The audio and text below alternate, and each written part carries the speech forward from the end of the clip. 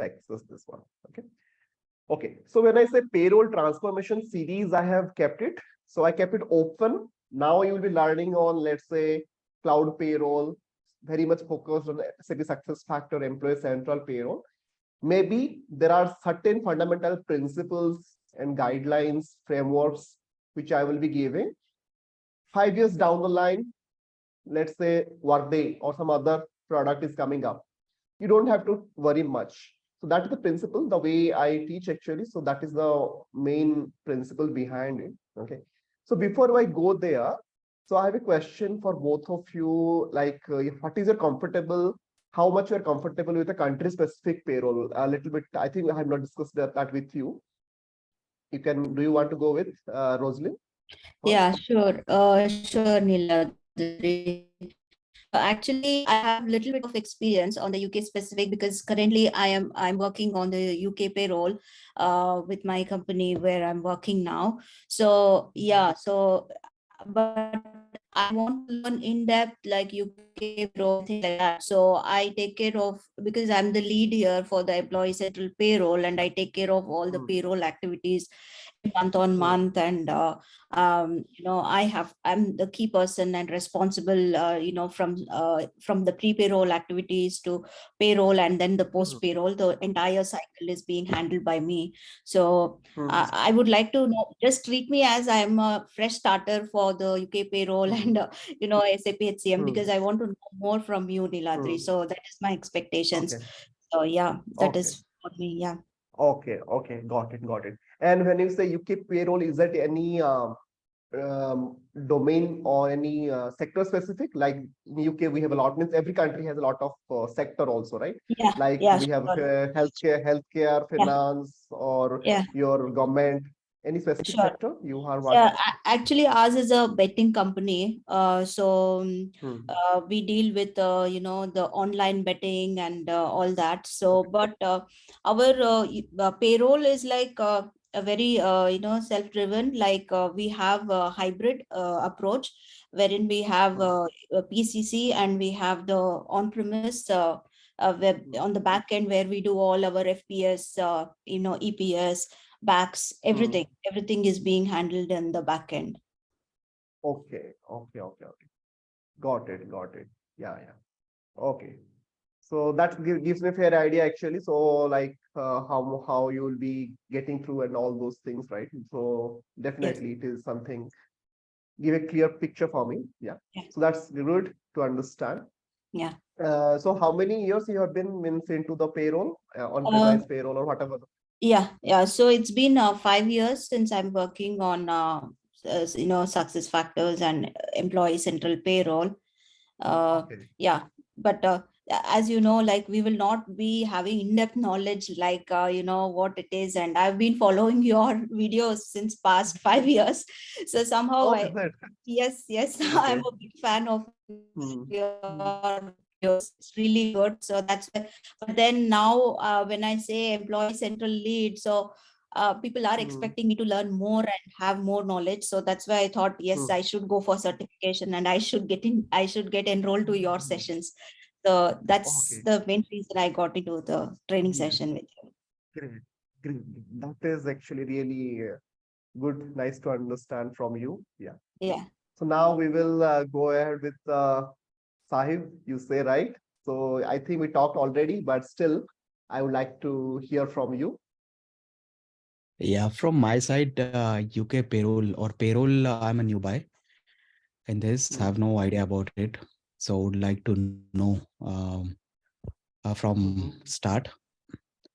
So even So though I'm UK payroll, you working have in already worked. UK payroll, have you already worked it, or is it I heard it?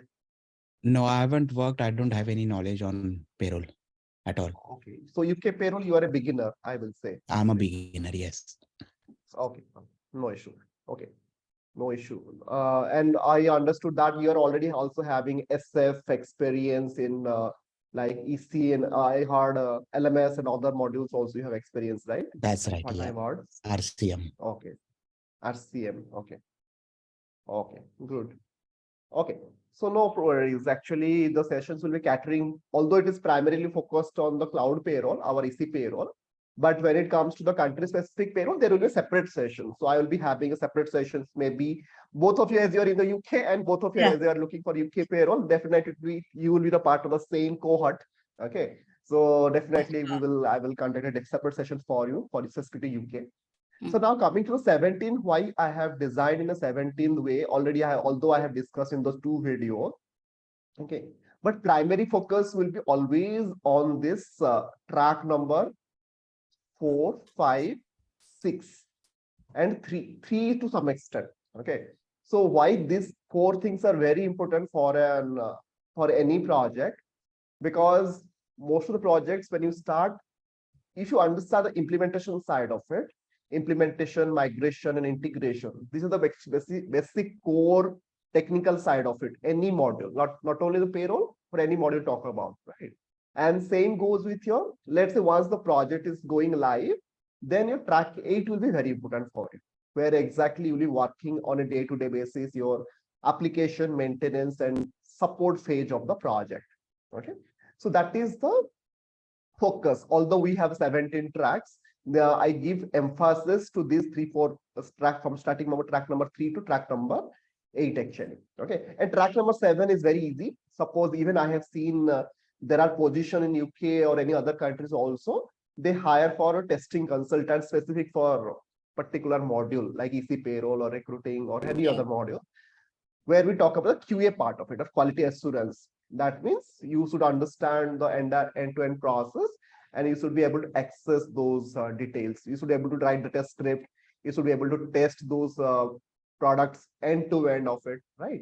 So that is why QA also plays a major role. For that, you have to also have a knowledge of both business and as well as the technology of the product.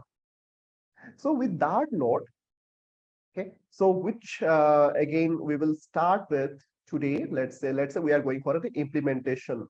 Okay, so whenever I am talking about the implementation project, right? So these are some of the notes I have taken in my previous sessions, but more or less it is also same applicable for you as well. I will be having a quick recap. Okay.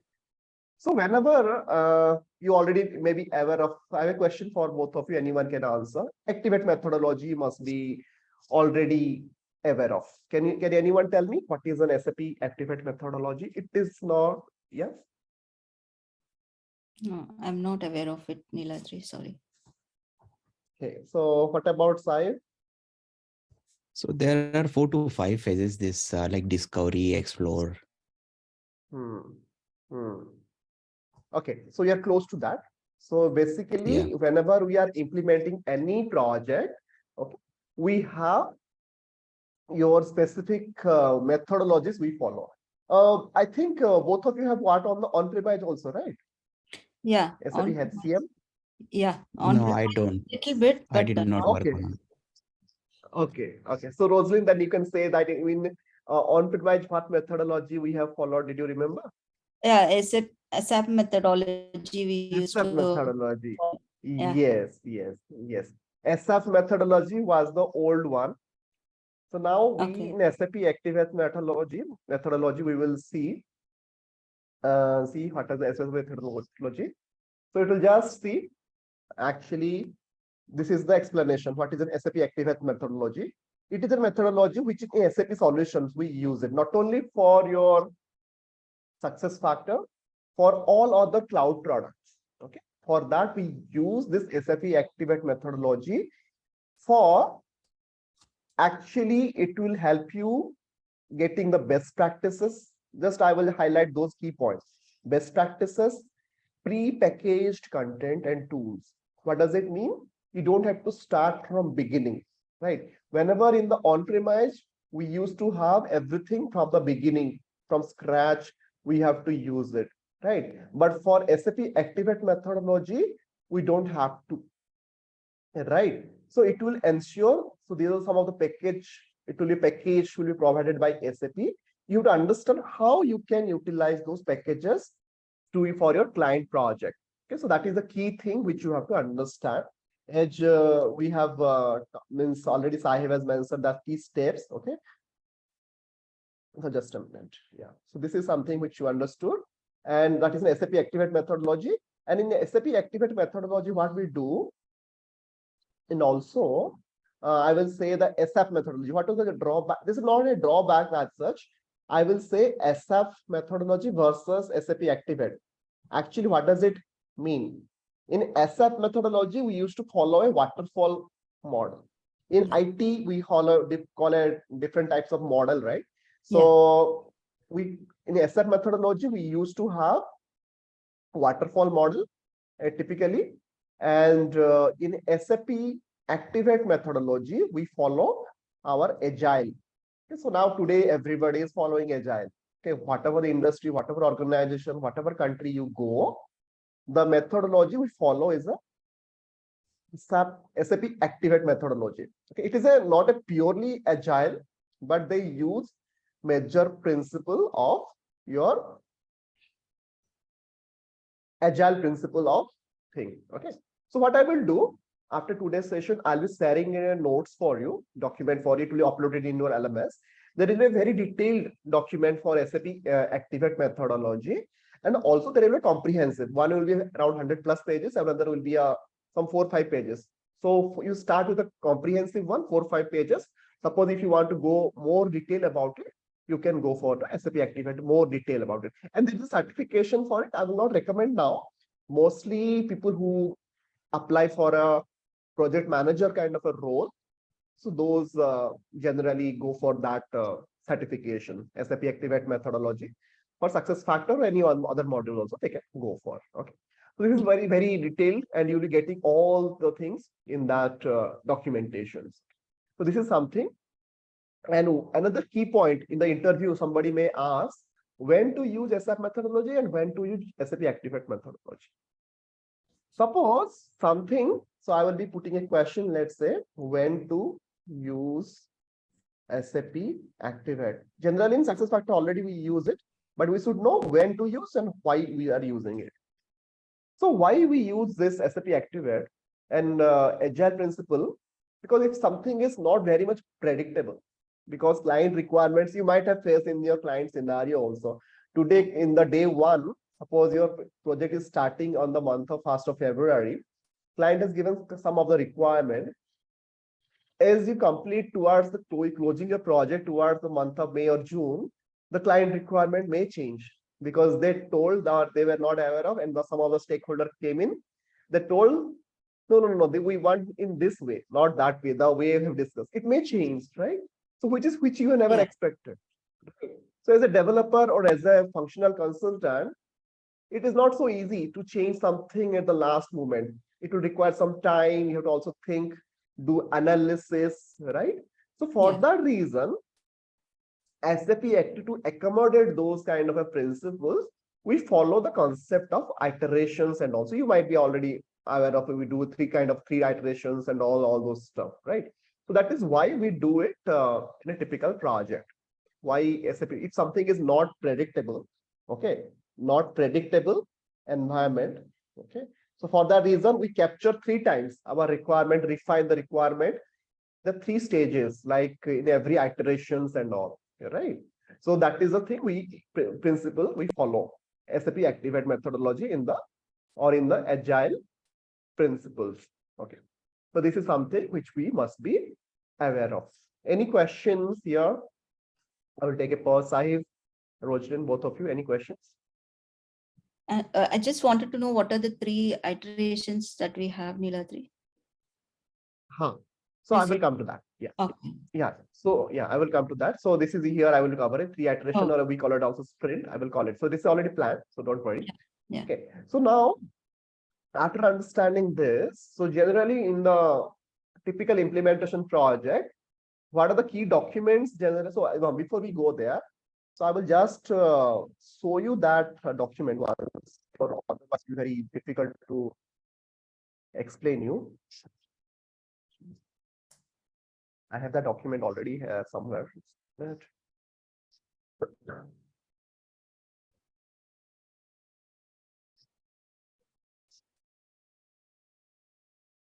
So meanwhile, let me open that.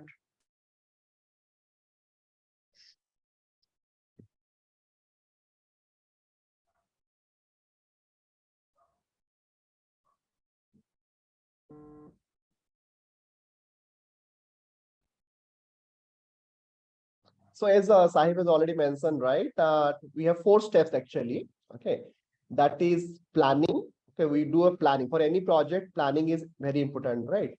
So what are the key 4 methodology, key 4 steps in SAP Activate methodology that I will quickly show you, and then we will follow the other document.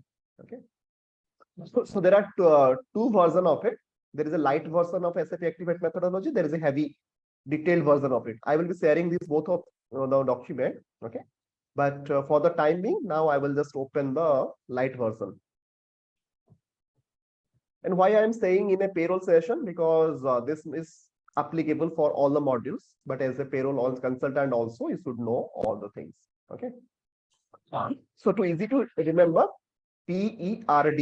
So if you remember this 4 term, P for prepare, E for explore, R for realize, D for deploy. Is my screen visible? That diagram, mini diagram. Yeah, right? we can see. Yeah. Yeah.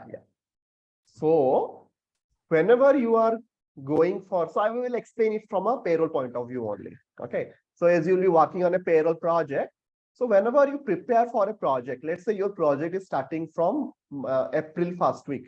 Okay. So you are a project manager or you are a team member in the same project. What are the planning you will be doing, right? So some kind of project preparation you will be doing. Okay. So what we do is the project preparation. Okay. So project preparation. So first of all, if you're a project manager, you have a lot of responsibility. You have to understand who are the key stakeholder.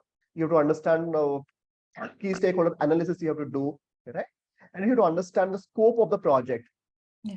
When I say scope, when it comes to payroll, what comes to your mind?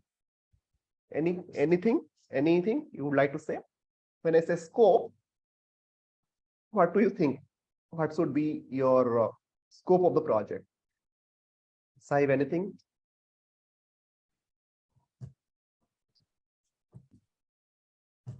Okay, then I will explain. So whenever I'm saying a scope of the project, you might have seen your client, whether they are present in one country or they are present in multiple countries, right? Suppose you are having, client is having presence in multiple countries along with UK, they are having presence in 5 more countries in European countries, like let's say Denmark, France, or any other, Switzerland. Also, they are having presence in the US. Okay, let's say in India as well, Middle East. Then you have to think about whether they are implementing payroll for all other countries or it is only for UK.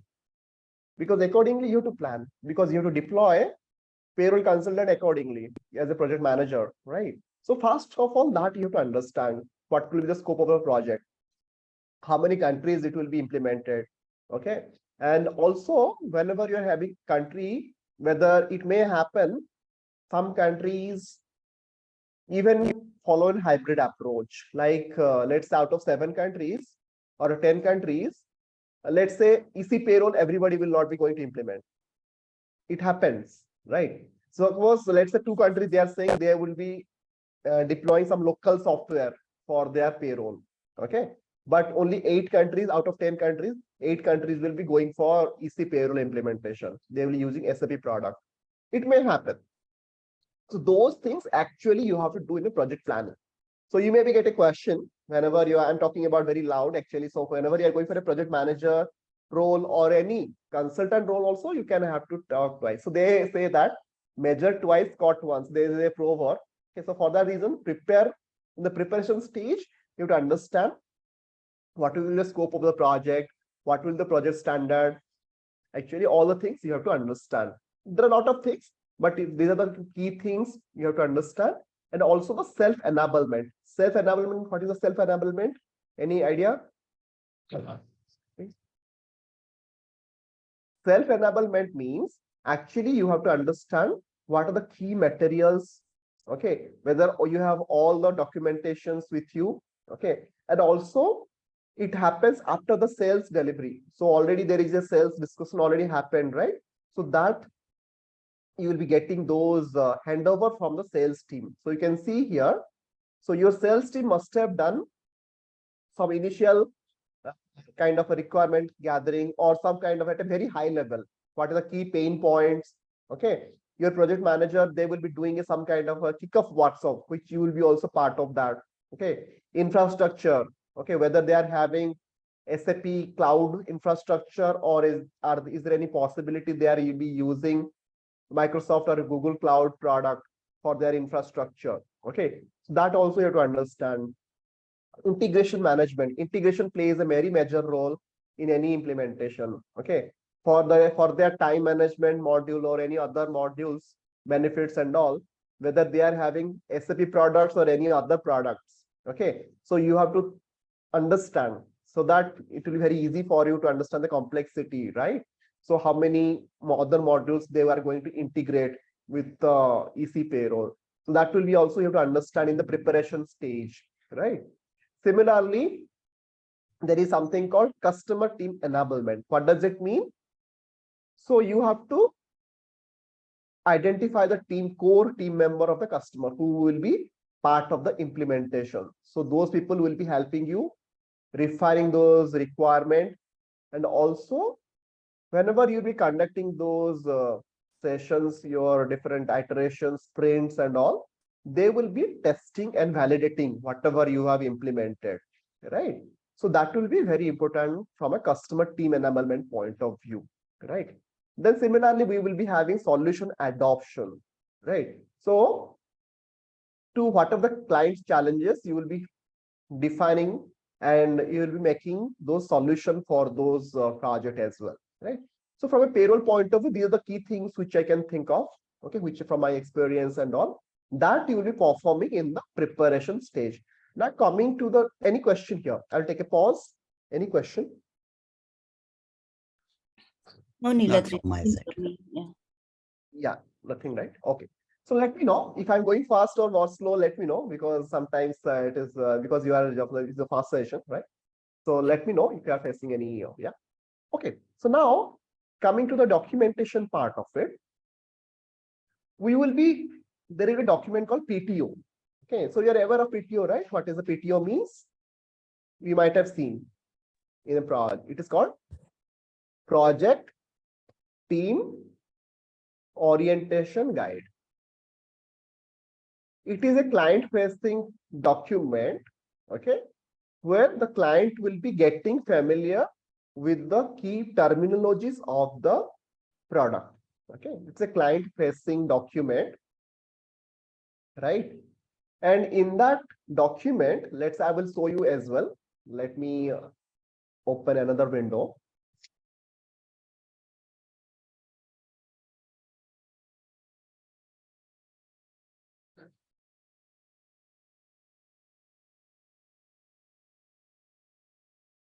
So ideally, before you start the project, at least 15 days before, we generally share this document with the client. Okay, and we take a small session explaining what does it mean actually. Okay, so what does it mean regarding the EC Payroll, and it will be having all the key terminologies for the payroll. Okay, so as I talk about in EC Payroll, these are the key things we will be generally discussing. Okay, and this is an admin, although it is an admin guide, or you can say admin point of view, it is very important, but you have to explain this. Okay, so to the client that these are the terminologies. The client may be knowing it, but still there will be some terminology which are very specific to SuccessFactors EC Payroll, right? So for that reason, it will be better, because after 15 days, maybe whenever your project is actually starting, you will be using this terminologies again and again. Okay, so the client should not get confused with those terminologies. So it is like a ABCD for the client for EC Payroll, right?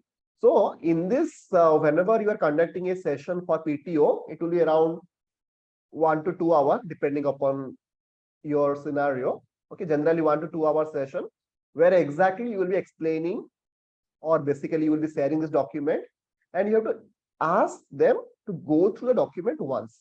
Okay. So it is responsible. So all the major stakeholder of a project who will be part of your core team from the client end, they should understand all those terminologies. Okay, so they might be aware of, but still, Okay, what kind of documentation they have to go through, what kind of terminology they have to understand. Okay, so they should be able to aware of, so that whenever you will be explaining these things in the workshop, okay, the discovery workshops or the first workshop which you will be conducting, they will be able to relate to their processes. Okay, and they will be opening up, yes, this is how SAP is explaining, but how this is how what they are doing. Okay. So now they will be able to connect the dots, okay, between these two things. Okay, so that it will be very easy for you to explain or demonstrate the standard thing in the system. Okay, so here you can see there are roles. Whenever you're explaining a role, SAP standard roles, SAP offers, like they will say that you will be having a payroll manager, you'll be having a payroll administrator, there will be some IT persons, right? Definitely, the client will be also having their level of administrations and all. They will be explaining their things, and you have to come to a conclusion. What kind of naming you have to do it? What kind of permissions you have to give it? These are the all discussion point. Okay, so you will be discussing all the things during your workshops, and once it is confirmed, then you have to, after the workshop is finished, you have to configure these things in your system. Okay, and yeah, so I will take a pause again here. Let me know if you have any queries, questions here. If it is 100% clear, let me know. Nothing from me, Niladri. We can continue. Okay, okay, Saib, anything from you? No, same from here. Please go ahead. Okay, okay. Okay, so now after understanding this in the PTO guide, also it is how it is helpful for a consultant. You'll be finding a lot of questions to ask. Okay, because as a consultant, it is your duty, it is your job to understand the client requirements in a very detailed way. Okay, and for that, PTO guide provide you is list of predetermined questions. So there are a lot of questions will be there, like what kind of questions you'll be asking, right? Whether the client will be having any off cycle payroll or not. Okay, so what is their bonus cycle? Okay, what kind of alert they want. So those idea you'll be getting. There will be a section in the PTO guide. Okay, generally I have seen people ignore it, but as a good consultant, you should not ignore it from a PTO. Already in the PTO guide, these are some questions, but it is not final. So for your guidance, this question you should ask to your client. But over and above, if you have any questions which you think which are relevant for your client, you can also develop your questions. This is just a guideline, right? So once you have all this series of questions, and you can, during your workshop itself, you have to ask this question to the client. Okay, so it will be helping you to understand, take the client requirement in a detailed way. Okay, so that is the idea why this kind of a guide will be very helpful. It is very easy. So if you see this document as a consultant, if you think it's very easy, okay, but from a, if you somebody who is looking SAP SuccessFactors for the first time, maybe it will be little, means they will be finding very new. Otherwise, they explain everything in a very detail, like starting from how to add an employee, how to do all the things in the EC Payroll side, what is the meaning of a pay group, okay, what is the meaning of a pay component, right?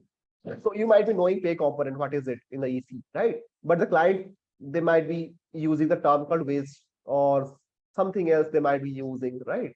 So you have to connect the dot. Okay, so what is the meaning of, you have to explain, this is how the pay, what is the pay component, what is the pay groups, okay, what is payroll task, right? So all those terminologies the client should be familiar. Okay, and after every section in this document, you will be finding there is a decision checklist.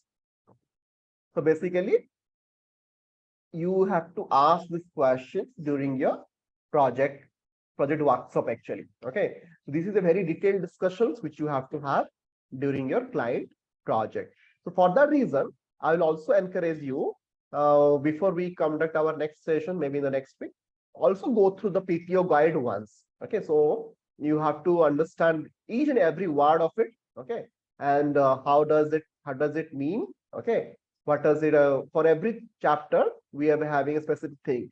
So there are certain things which may not be applicable for your country payroll, like 401k, it is not applicable for UK. Okay. So, but there are certain things which you think which are applicable for UK. You can come up with those kind of questions. Let's say I will be your client in a project. What kind of questions you have to ask? Maybe that will be a homework for you. You can prepare the questions which are not there in the PTO guide. Okay, so that is the kind of something you have to think about it. Let's say you are implementing for a UK project, and there are certain questions which you have to ask to your client. Maybe we can have a role play. Okay, so you have to prepare those questions, and definitely I will be giving some my requirement. Okay, so this kind of things which we can do. This is something which we will be getting an idea from this PTO guide. So this PTO guide is nothing but your kind of a first document whenever you are discussing with the client, right? And here you will be getting a lot of ideas, what questions you have to ask to your client from the section called decision checklist. Why it is called decision checklist? Because whenever you're asking these questions, client will be deciding. The client, for many of the questions, the client have a ready answer, but maybe there are some questions client has to decide. Okay, because they do not have any ready-made answers. They have to talk to their internal team, and finally they have to come up with a list of answers for that, right? So for that reason, it is called a decision checklist, and according to this decision, you have to fill up your workbook, which is I will be talking later on, and that will be helpful for your configuration. So configuration takes a very less time, but this kind of activities takes a lot of time, right, in a typical implementation project. So if I say total you are having a 6 month of duration, configuration doesn't take more than 1 month, to be honest. 15, even I have seen many, if in the projects, 25 days to 30 days. But the remaining months goes a lot of things we go for, like discussion, workshops, training, testing, a lot of things, right? So generally, if it is a straightforward implementation, doesn't take more than 1 month to 2 months. Typically for a configuration doesn't take much time, right? But this kind of a discussions, this kind of a queries, questions, understanding takes a lot of time, right? So this is where this PTO guide will be helpful for you, and that is what I have planned to discuss with you. What is a PTO guide in this track number 4, right? So it is a client-facing document, and basically which we can use for your workshop. Before you conduct the workshop, there's nothing written here in the PTO guide that how many days before, but I follow an approach generally 2 weeks before your first workshop. Okay, 2 weeks before you conduct your first workshop with the client, we share this document and explain if it is required. Many times, if the client has already implemented some other modules, they may not require that kind of explanation, but it will be better. Ask your client if they need help. You can also conduct a 1 hour session to explain all the terminologies, jargons, okay, inside that. Okay, so that is something ideally we follow in a typical implementation project. Okay, so now coming to our discovery workshop. Okay, so now, as I say, there will be a gap of ideally of 2 weeks. Okay, after you have already shared the document PTO guide with the client, then we prepare for the discovery workshop. We call it discovery workshop, or sometimes we call it also kickoff meeting, or in your project they might be using some other terminologies, but it is the first workshop, okay, where you as a consultant, you have to come up with a pre-packaged demo, okay, and where you have to explain what is possible in SuccessFactors from end to end. You have to showcase that. It is not necessary that you will be having a your client system, because by that time your client system will not be ready. So generally, every customer or generally the partner or implementation partner, they have their own, you might be knowing, called sales demo instance or a best practice demo instance. Any of you are having this kind of a demo instance with you? Yeah, we do have sales demo with us. Okay. Okay. What about Sai, you? No, I don't have a sales demo. Okay, no worries. Generally, sales demo is available once as soon as you get certified, right? It means any module. Okay. SAP will be providing you a sales demo instance. But for EC payroll and LMS, they do not give it directly. Okay. So if the client, if the project is having, it is well and good. Okay. But for maximum modules, they provide it. Okay, except your EC payroll and LMS. Okay.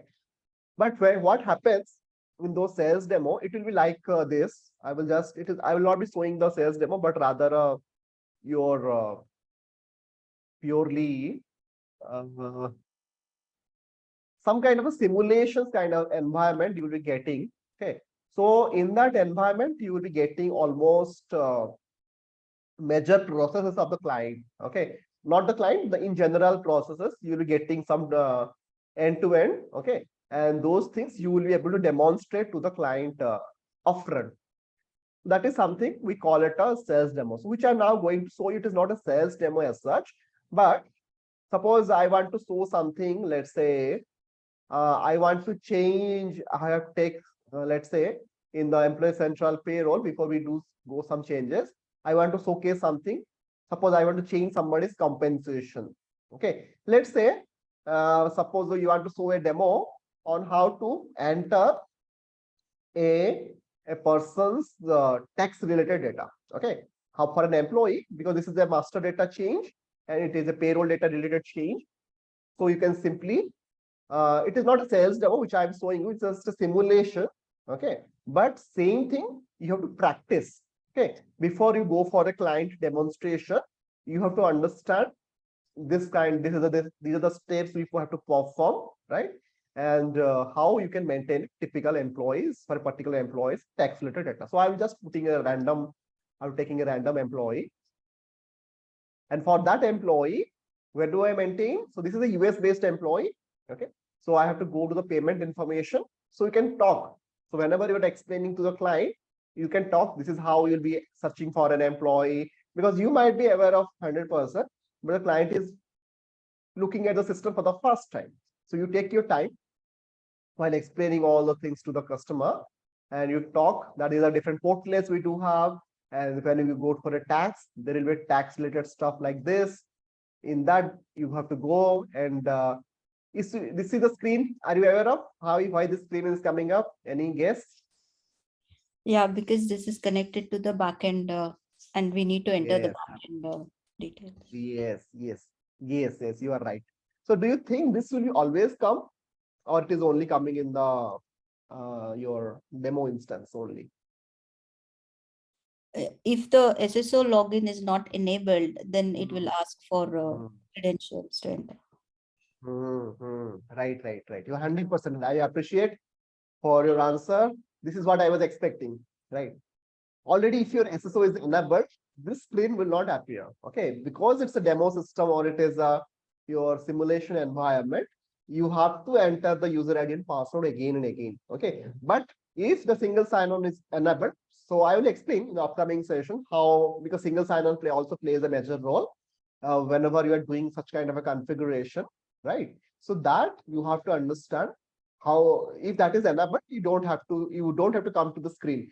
Automatically it will take you to the next step. Okay, so you don't have to perform this activity directly. You'll be jumping into this kind of a screen. Okay, so where exactly you have to maintain that particular, in SAP HCM terminology we call it info type, but here basically that particular record you have to update it. Okay, so here simply what I have to do, I have to go to the record, click new, and in that I have to maintain from which date this new tax will be applicable.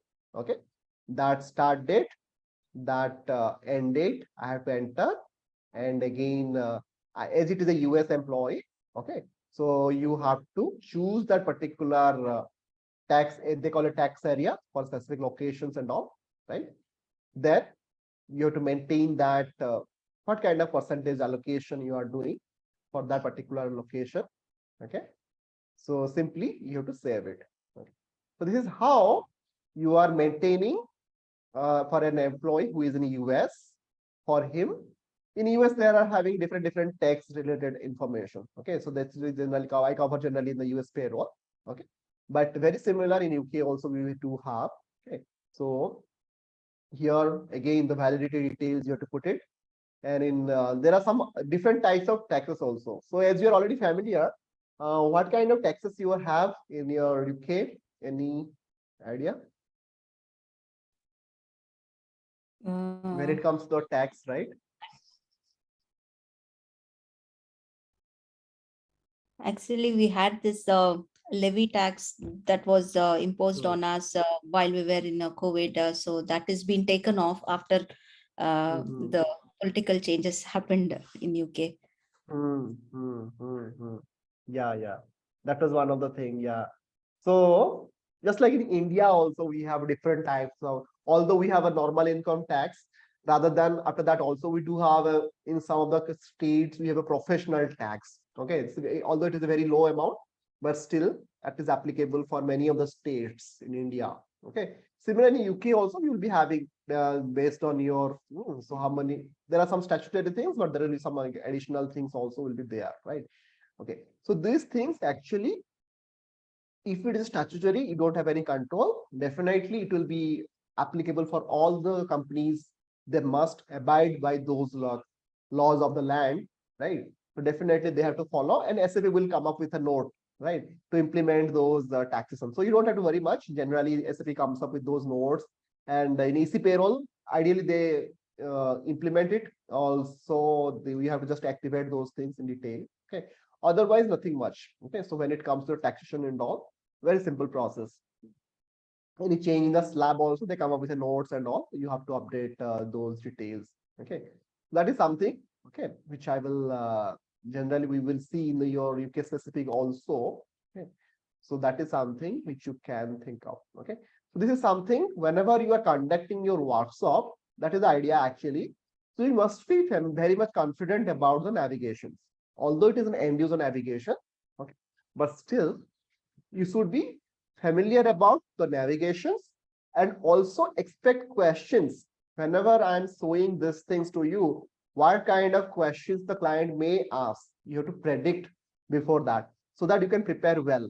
Okay. And while navigating all these things, right? And if you do not have an answer, generally what I do, right? Because it is not possible many times, client will be having some 100 questions. You may or may not have 100 all the right answers, right? It is better to take a pause. Like if you are not 100% confident, you can always tell that you will come back after discussions, and that is also fine, instead of giving a wrong answer, right? So there is a typical consulting style of it, right? So that is, I just thought of sharing with you whenever you're conducting this kind of sessions, right? So you have to familiar with all the things. Okay. So that is something again. Yeah. So when again coming back to our this activate methodology, start with the executable content. So that is how I'm connecting the dot. Okay. So whenever you are conducting your first session, okay, so already you have a enabled system where you start with an executable content. Executable content means which is ready already. Okay. So here I have shown a simulation environment, but in your sales demo or any demo environment, you should be able to perform that. These are the things which you have to mean. Suppose you want to run a payroll, simulation payroll, you have to showcase how to run a simulation payroll, how to run a actual payroll run, how to update an employee data. After updating the data, how to be impacting your payroll, right? So some of the scenarios you have to think beforehand. It is not possible to showcase everything in a demo, but which are the key things which you can demonstrate. Because let's say the client will say that we need a 2 hours or 3 hour session. Accordingly, just plan your sessions, okay, and also keep some time for Q&A. Okay, so Q&A can be also in between or towards the end also. It is fine depending upon. Okay, so that way you can complete this preparation stage. Start with an executable content. That means already you have a demo system which is already having all the scenarios and which you can showcase during your project. Okay, that is the idea of a discovery workshop, where you go with the executable content. The right terminology is already you have some demo already available with you. That executable content you'll be demonstrating, and meanwhile you'll be taking those documentations for what are the clients asking those questions.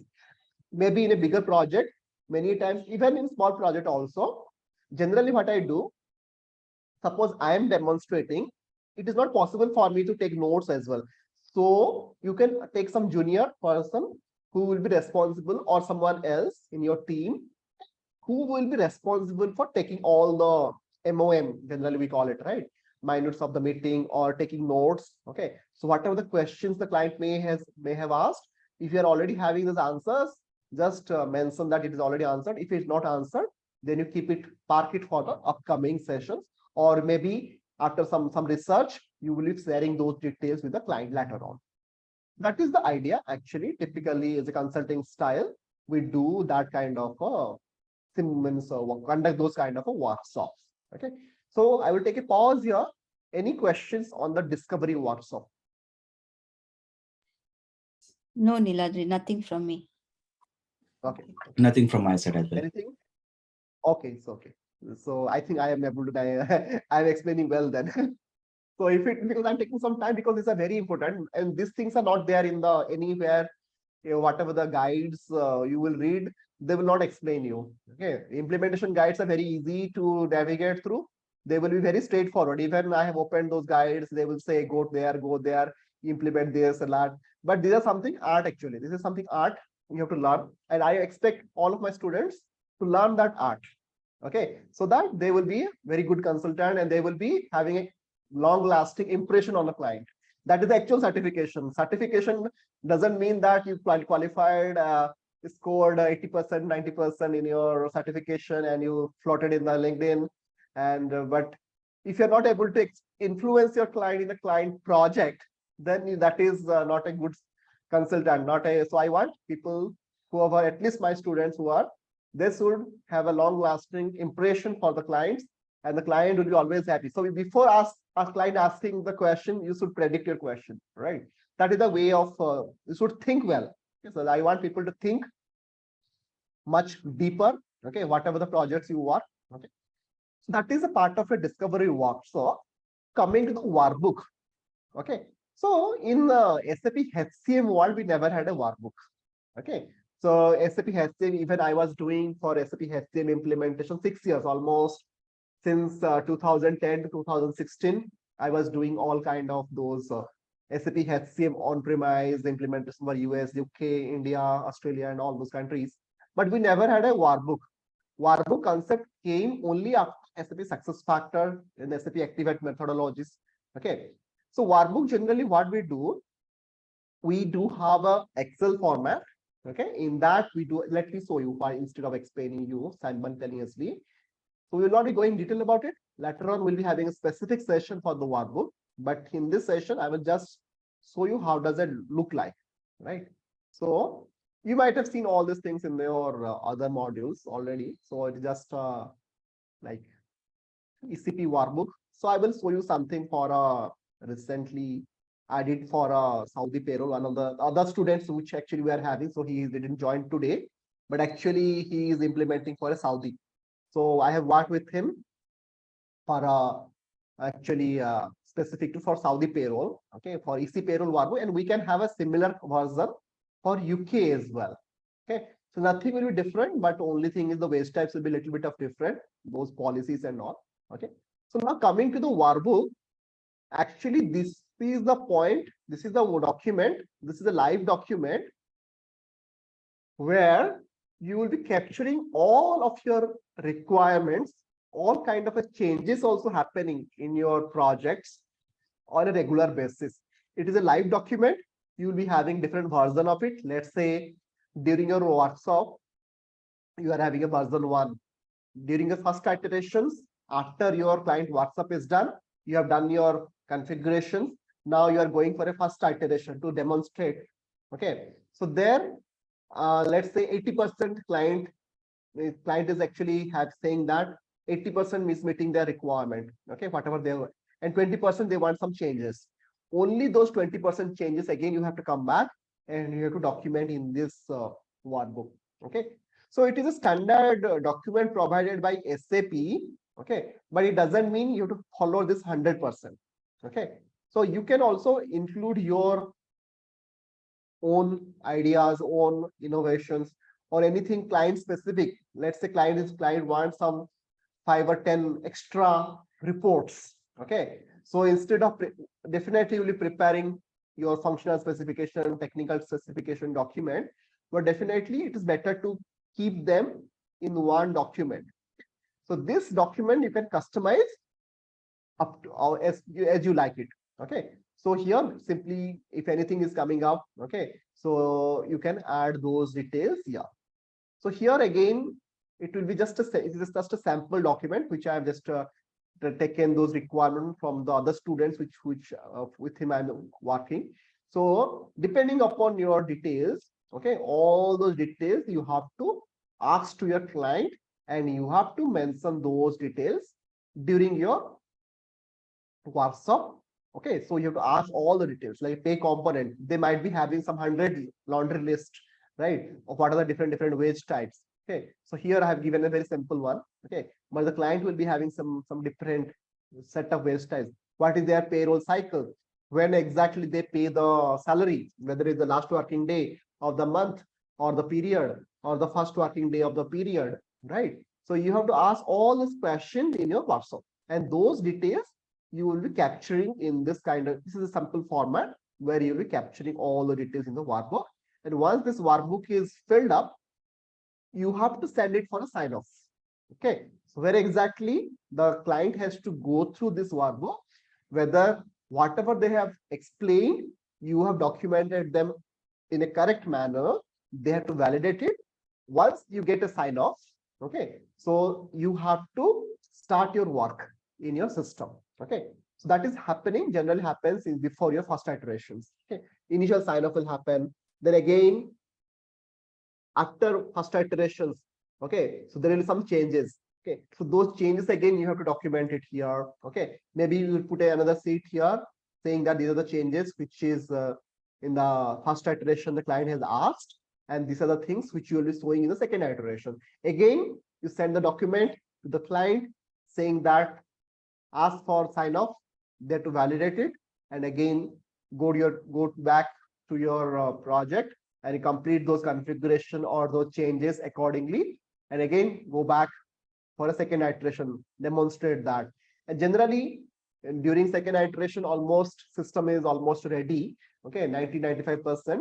And if still there are some changes, again document that after the second iteration is over and get it signed off. Okay, then during your third iteration, showcase everything. If there is no changes, do your final sign off. Okay, once your final sign off is done, then you are ready for your go live. Do all those cutover activities and all, your go live will be done.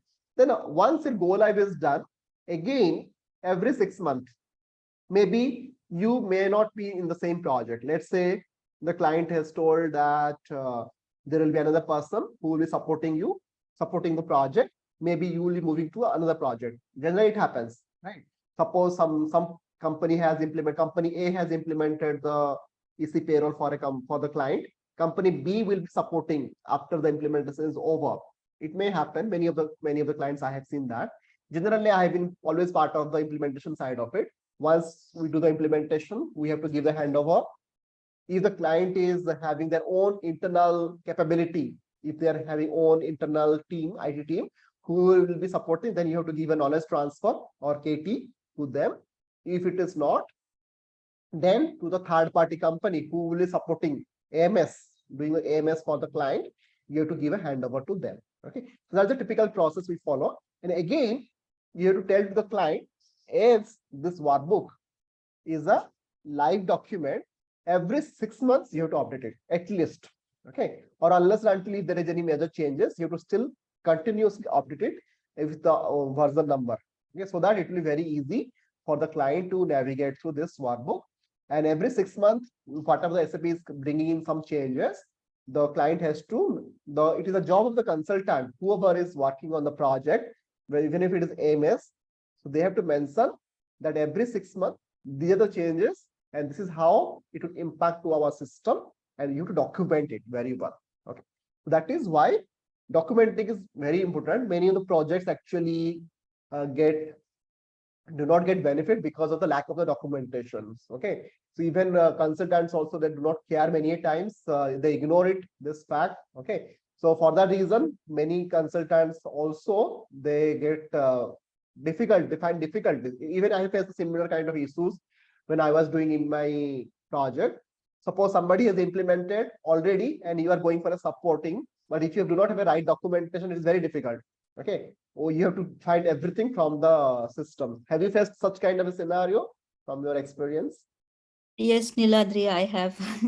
So after the implementation partners left on the integration side, the documentation was really poor, and I had to really dig in with our third party, since I am from the system side from our team. So I had to align with the third party, and we had to dig in the whole system to find where is the mapping done, what it is, and all that. So it was really difficult. I agree Yeah, with you. yeah, it is a story of every consultant who have a similar kind of experience actually. Even Yeah. I faced mostly I was thinking initially only in India we have a similar kind of a problem, but after working multiple countries, it is not country specific. Again, depends all depend on the consultant and then the client company actually. Okay, Yeah. so if they have done very good culture in my previous company, it was very good. So it was very wherever they implement, they do a very solid. Actually, there is a very QA team. Okay, so quality assurance team. Not only they test everything, also there is a documentation team who checks every documentation whether it is in right quality or not. That is very required, very Yeah. much required. Yeah. So even I follow the same philosophy in my projects. Wherever we go, because we see this configurations doesn't take much time, right? Yeah. Unless you document why that if you are doing some changes to the system, Yeah. unless and until you understand the side effect, do not do the changes straightforward. Even this is some of the consultants I have seen, whatever the client asks, they give it without understanding how it will impact the overall Correct. system, overall landscape, right? Yeah. Right. Yeah. So that is something also we have to, I will teach you in the upcoming session. So don't Sure. worry. This Yeah. is something really helpful, right?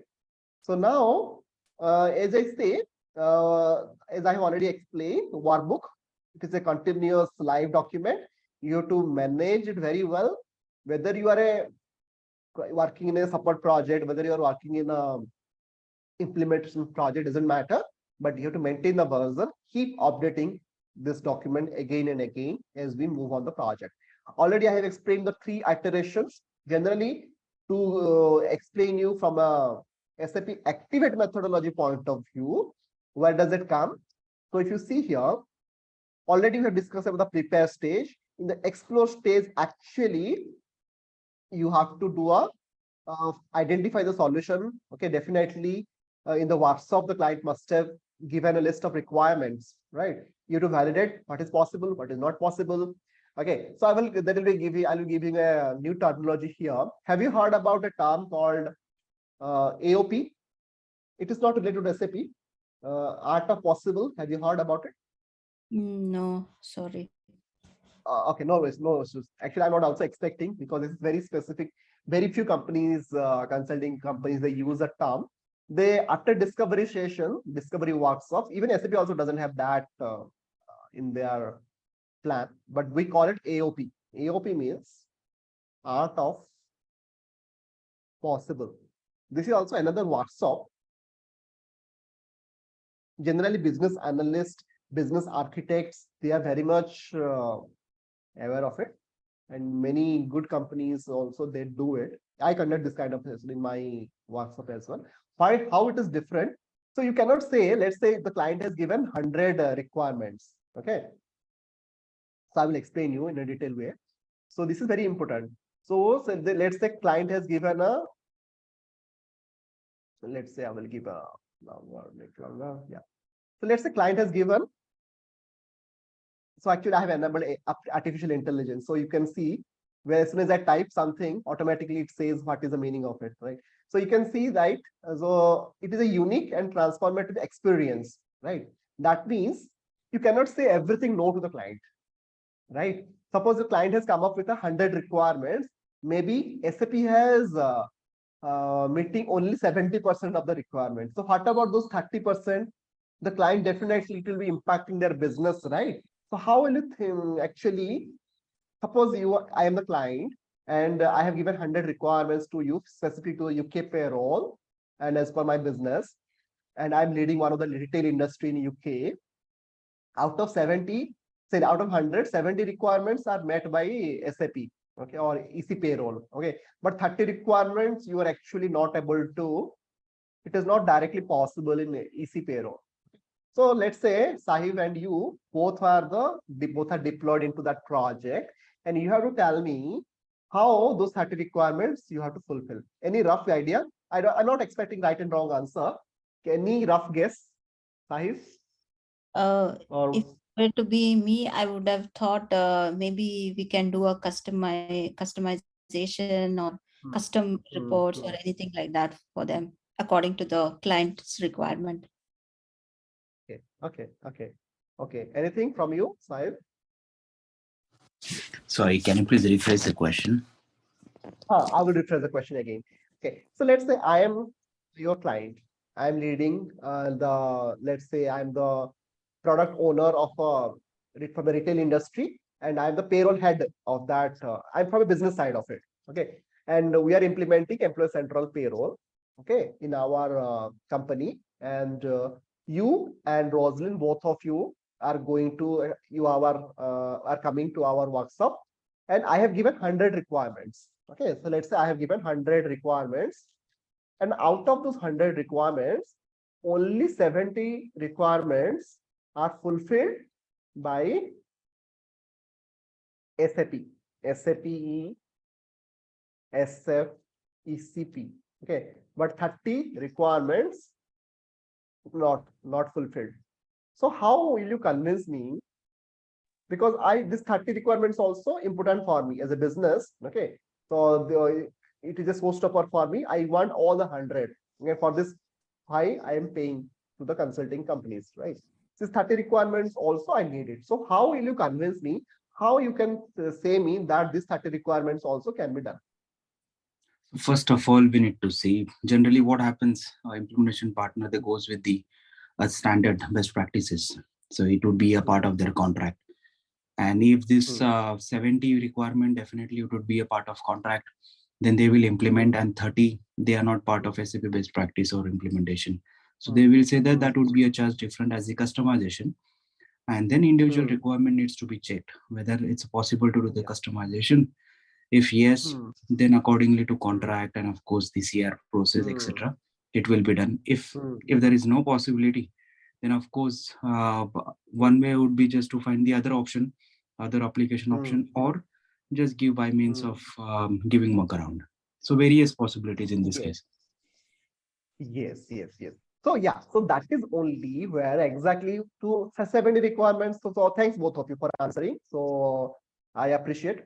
So both of you have really explained to the real whatever that we need, whether we need a customization, whether you are any kind of a discussion with the customers to deep dive into those requirements, whether those are really requirements or they are something a part of their processes and policies also. Okay, so that is something we have to deep dive.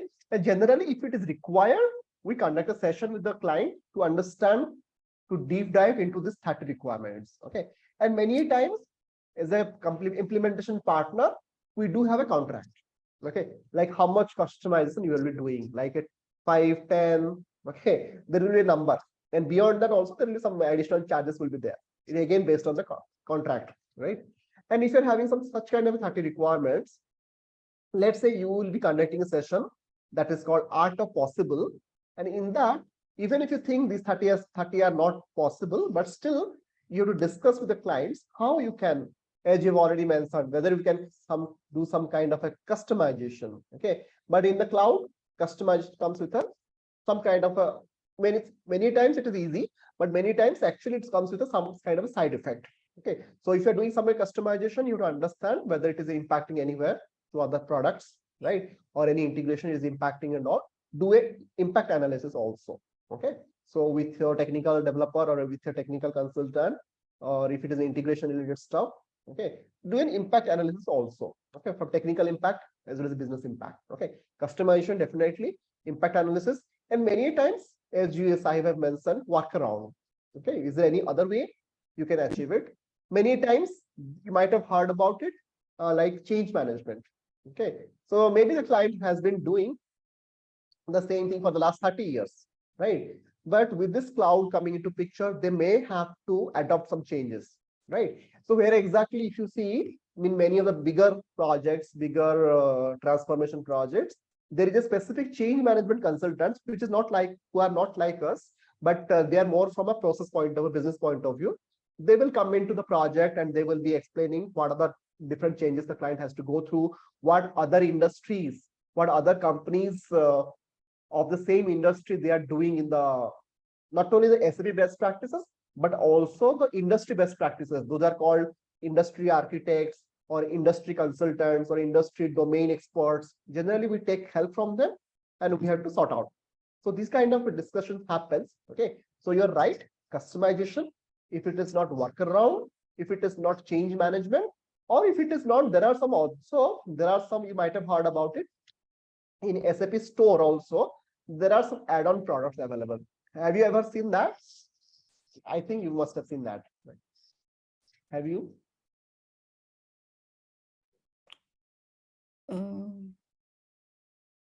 Store.sap.com. Have you heard about it? Yes. It is like your Play Store, like in Google Play Store, your iOS Play Store. There are some add-on or bolt-on products. We call it add-on or bolt-on products, or we call it also extensions. You might have heard customization is certainly definitely there, but there is something called extension also. Okay, let's say you are looking for I am looking for a software extensions that work with, let's say, SuccessFactors. Okay, so here we have a SuccessFactors as well. Let's see.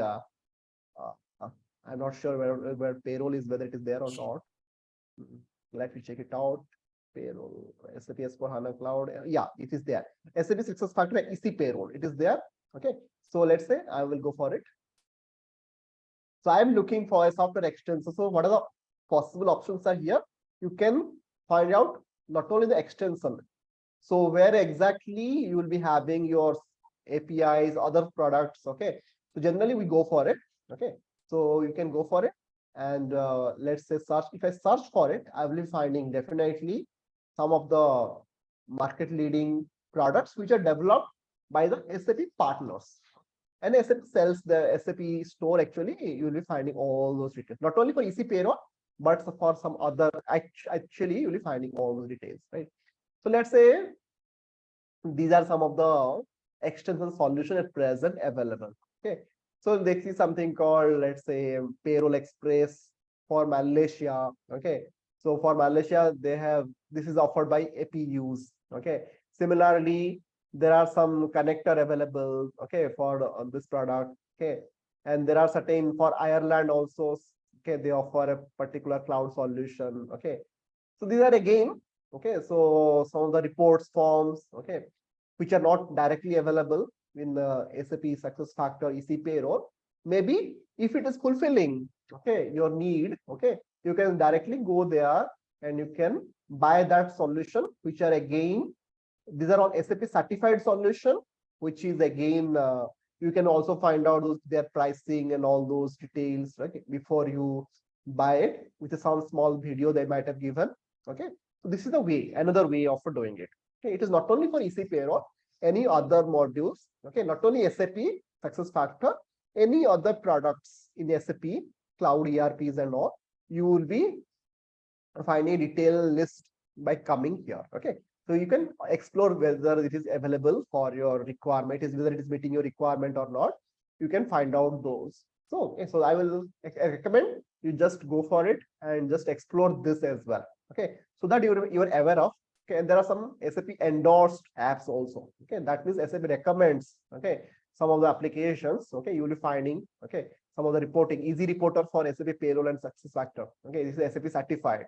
Okay, that means SAP also recommends this product. Okay, which is not a SAP's own product, but rather a SAP's partner company. They have developed it and it has been tested that way. Okay, So this is something also you can bring into your discussions, okay, in your whenever you're conducting the EOP workshop. Okay, that is your art of possible. Okay, in that workshop you can discuss. So there are multiple ways how you can achieve the same thing, whether you are doing a customization, whether you are doing a workaround, whether you are doing a change management, whether you are going to a SAP extension. Extension is different than your customization. How? Because in customization, you do the changes to the existing product. Inside that, you do some changes. Okay, but SAP extension basically is a kind of a microservices or APIs, okay, which is basically can be integrated with the existing solutions, okay, and which will help you in navigating, achieving the results whatever the client may want. Okay, so these are different way of doing it, but these are some of the key points which I just thought of sharing with you. Okay, so now you understood, right, what is an AOP. This is something nothing actually very unique thing. Okay, generally very few companies do it, but the approach is similar. Okay, you might be doing the similar way, but the approach is, this is the process we follow it. Okay, so now coming to the iteration, as I say already, that IT1, IT2, IT3, whatever I have mentioned, generally in the first iteration itself, we try to cover 60% at least. Okay, suppose your requirement, you are having 100 requirements, 60% at least is showcased in the first iteration. That means in your first initial month, 1 month or 1.5 months, okay, you have to finish that. Then in the second iteration, try to maximize, then at least 90 to 95% cover there. And by iteration 3, everything should be covered. Okay, so this is a typical cycle we follow. In some of the projects, I have seen they follow 2 iterations. Okay, if with a gap of, let's say, 1.5 months. Okay, generally 3 months, 3 iteration, it is the ideal way. Okay, but again, depending upon the complexity, if you are having a very complex projects, okay, then it will vary from project to project, but this is a typical cycle we follow. After the iteration 3 is over, the remaining time before go live, we utilize for the testing, training, and cutover activities. Okay, so whenever I'm saying a testing, so you will be having your UAT, that is your user acceptance testing. Any kind of integrations, you have to do a integration testing. Okay, then other than that, as a functional consultant, you will be doing your own functional testing. If any customization you have done, again you have to do the unit testing for that, right? So for pay slips and all, definitely you have to do your developer, or you have to do both those kind of unit testing you have to perform and all, right? So those kind of scopes actually is a part of this activity before we go live. Then after you go live, you have to go for a hypercare of 2 weeks up to 3 months. Okay, depending upon your project contract, again, how many weeks or how many months you will be going for. Okay, that is a typical process we generally follow in a typical cycle. Okay, then parallel run. Any idea what is a parallel run in SAP Payroll?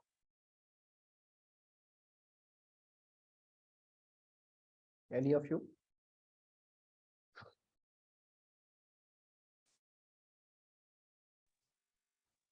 Maybe having 2 systems running in parallel just to check whether the implementation has been correct or not. Yes. Right. Yeah. So basically, let's say you have been using some legacy payroll. It can be XYZ, and you are going live with employee central payroll from the month of April 2023. Okay, and you have decided that the old payroll system you are decommissioning by May or June. Okay, so during that period, you have to run the payroll both in employee central payroll as well as your legacy system, and you have to try to match up both. Okay, your net salary, your total gross salary, whether it is matching in both the system. Okay, if it is not matching, there could be some valid reasons. Okay, so like in the new SAP SuccessFactors payroll, you might have considered something. Okay, but in your old system, there are something else. Then you have to sit together with your payroll head or payroll operations team to validate all these things, and that goes for minimum 2 weeks to 3 months again. depending upon some of the companies also they run it for 6 months. Okay, but ideal 3 months is the best way. So you have to run both the parallel run. Okay, and you have to complete, you have to ensure it is a job of the admin actually, but in case any difficulties, you have to support them. As a functional consultant, your job is to support them during that process. Okay, and there is a very good public document available. So SAP, even I think I have said, otherwise I will put it in my platform itself. SAP parallel run by Deloitte. So there is a public document available. So I will recommend go through that to understand. There is something, this is a blog actually, demystified SAP parallel, how to do a payroll parallel testing. Okay, so this document I will recommend. This is publicly available. Okay, you can download, and also I will be giving the link in my portal. Okay, so what are the changes, how to do that, right? What is the payroll parallel testing? Because this question you will be asked in an interview. In any interview, they will be asking generally this kind of a question: what is a payroll parallel testing? Have you ever done it? What are the phases? Okay, so this is a document. This is a blog you can rely on. Okay, so it is very helpful, and you can go for this. Okay, so this is something we have to understand. SAP parallel testing. So how to do a payroll parallel testing? What are the challenges? Right. Definitely, the client will be asked. Means in your interview, they may ask this kind of a question. Although it is written it for SAP HCM, same principle is also applicable for our cloud payroll as well. Okay, nothing different. Same principle is applicable. Okay. So that the link I will be providing to you, and so that you can go for it. Okay. So now I think we will go back to our SAP Activate again. So as we're discussing the gap closure will come how? Because once you conduct your art of possible workshops, where we have discussed all those gaps in the sense, as I say, 100 requirements I have given, 70 already fulfilled by SAP. Those 30 requirements are the gap. Gap means those are not fulfilled by SAP directly.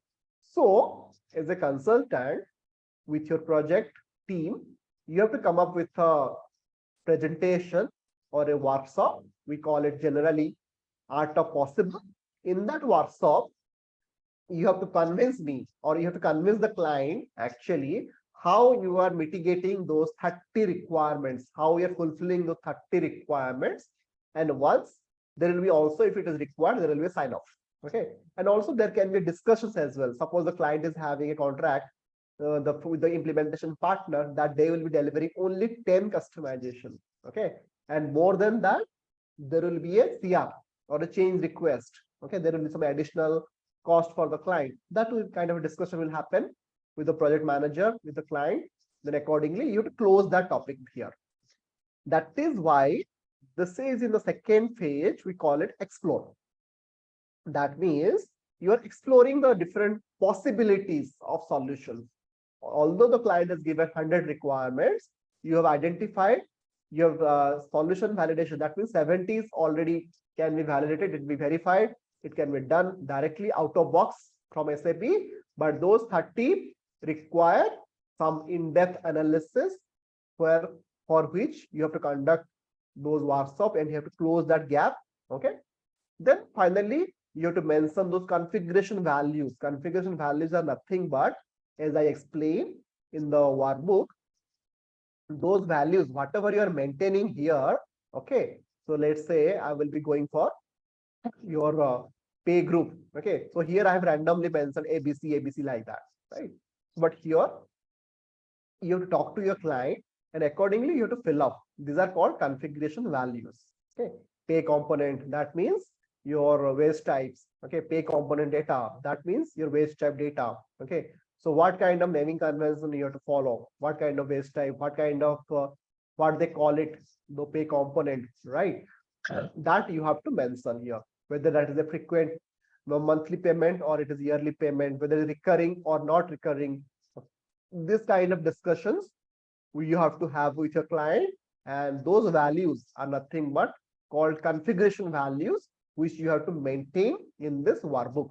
Okay, so once you do it, then this workbook will be completed, and then what you have to do, next comes your phase 3, that is your realized phase. Realized phase means, once, as I say, religion sprint plan, in this case, after you have to send to your workbook to the client. They have not mentioned it here in this diagram, but if you read through this, okay, you will be finding that detail. Okay, so you will be finding that after this, you have to complete the workbook and get it signed off. Once it is signed off, you have to go to the realize page. In the realize page, you have to start your configuration, where exactly your configuration starts here. Okay, so that means you have to get your system, and you have to build whatever the configuration values you have taken in that workbook. You have to configure in your system. Okay, so once it is ready, there is a circular cycle you are seeing here. Okay, configuration to walkthrough. Okay, walkthrough is nothing but your iteration.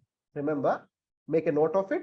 Walkthrough is equivalent to, or walkthrough is equal to your iteration. Okay, so don't get confused with a lot of terminology. Walkthrough, it means our iteration, or we call it sprint also in some project. Sprint 1, sprint 2, sprint 3, iteration 1, iteration 2, iteration 3, right? Same thing. Okay. So now coming to here. Okay, so walkthrough, this will happen 3 times. Okay, as I have mentioned. First of all, one will be your discovery workshop.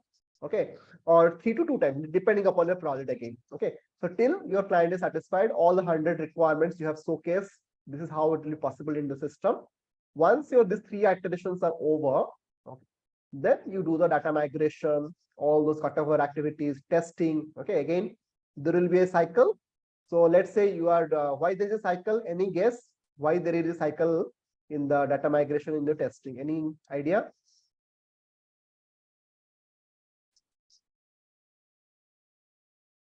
Why there is a cycle? Is the iteration there also? There is a iteration. There is iteration, but iteration happens here only, right? Let's say 3 iterations already done. Okay. Now you are going to the first final phase before you go live. Okay. There will be a cutover activities and there will be testing activity. Okay. Why there is a iteration like this? If there is a issue, we correct it and then migrate again. Yeah, maybe during the testing phase, we found something which might have to be fixed. Yes, both of you are correct. Yeah, right. So generally, whenever you are doing a UAT, user acceptance testing, the client, although they have seen the system during your iteration or a sprint, okay, because they are very new to the system, they might have done something wrong from their end, or it may happen some other reasons as well. Okay, so that during the testing, a lot of bug they may come across, or some of the issues. It can be training issue, like due to lack of training, they might they have clicked somewhere else, but you have given a, or they are not able to follow the instructions whatever you have given in the test script. Okay, so it may happen, right, due to any reasons. So those kind of things, actually, once they log those issues in the issue log, okay, or if you're using any tools like HPLM and all, so they will be logging that issues, and you have to solve that. And after solve that, again, they have to test it. Okay, so this is for that reason there is a cycle here. So basically, you have to follow that cycle. Once everything is okay, let's say you are having 100 test cases, and all 100 test cases are passed. Okay, so now then you are ready for preparation, or your actual cutover will happen here. Now you'll be entering to the phase called deploy. Ideally, it will be a 15 days period. Okay, generally, let's say your project is going live on 1st of April. So ideally, your 100 test cases, I'm just saying the 100 number because of the easy to remember. So let's say you're having 100 test cases, all the test cases passed, and by March 15th, and 15 March to April 1st, okay, sometimes it is 7 to 8 days, but to have a less risk, better to have 2 weeks of time. Okay, 2 weeks of time. In that, you'll be doing all kind of cutover activities. Okay, and also you need organization preparation. Organization preparation, what does it mean? So basically, you have to plan for communication, right, to your entire organization, that you have to prepare some documentation, right? like sending and general email to your all of your employees of the organization that they will be downloading the payslip from this app or from this website or from the 1st of April onwards. Those kind of a communication plan. Okay, generally. Okay, so that you have to discuss with the client. So a lot of non-technical activities happens there. So then finally, it is not mentioned here, but there will be another kind of a testing, which we call smoke testing. Have you heard about it? Smoke testing? Yes, yes. We do it in Okay. prod just to check the functionality, how it is found. Yes. Great. Okay, so smoke testing is nothing but in the products of itself, what we do generally, let's see what does it our artificial intelligence is saying. So it is saying that it will just verify the key features, whether you are able to run the payroll, whether suppose in the payroll, we are more concerned about whether we are able to run the payroll smoothly, okay, whether you are able to run the posting, finance posting, or able to see the after payroll is done, generally, whether it is we are able to download the payslip or not. So maybe for one ID, you will be doing that end to end. Then once it is done, delete that, because we do not want any garbage in our live payroll system, right? But that end-to-end testing generally happens 1 or 2 days before we go live, we declare, right? So generally, it is not only for your EC Payroll, any modules in SAP SuccessFactors or any other products, whatever may be, it is the typical practice we follow generally. We, before go live, at least 1 or 2 days before, you conduct that, and that generally done by the clients, because as a functional consultant, you don't have to touch the live system. Okay, generally it will be initiated by you'll be guiding them, but the client has to perform that along with you. Okay, you have to do it together, and using their ID, you have to perform that entire end-to-end thing.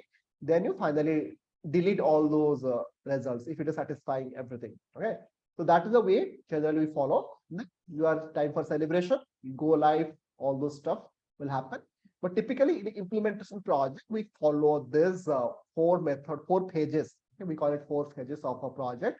And this methodology has been explained in a very detailed way, very comprehensive way, rather, I will say. I actually, in this document, and I will be sharing in a very detailed documentation as well. So rather, you go through all those details so that you'll be able to understand much more. And if you have any question, definitely in the platform, you can post those queries throughout the week. Okay, and we can discuss those also in the upcoming session. Okay, so that is a typical page we generally follow. Okay, so now coming to the any question. Now I explained almost the implementation phase of it, what we do in a very detailed way. Any questions here? I will take it up. Not from my side. Thank you. Not from my side also, NILADRI. You were really very clear in explaining. Thank you. Welcome. I appreciate. Okay, now with that note, track 4 implementation as we go for.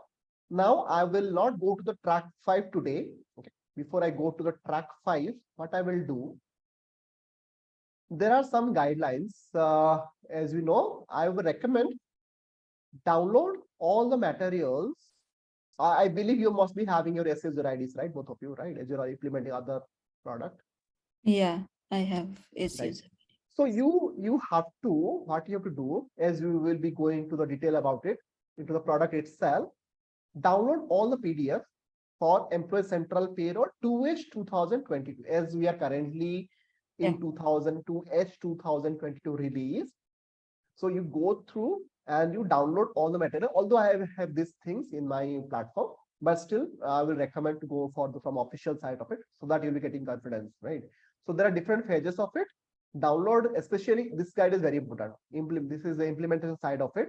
This guide is a must. Okay, implementing Employee Central Payroll. This is how it will be looking like. Just a minute.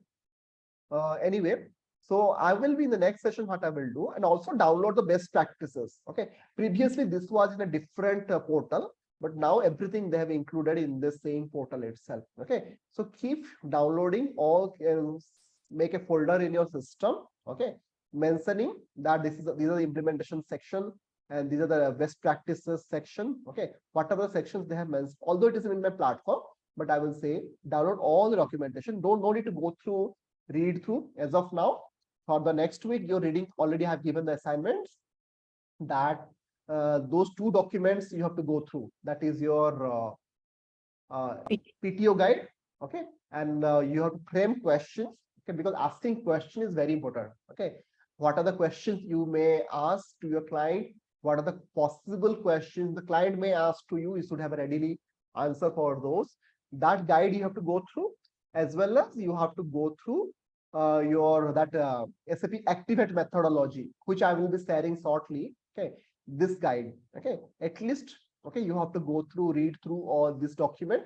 The light version, there is a heavy version, means a very detailed version. Detailed version is a little bit lengthy, even it is little bit around 100 plus pages, right?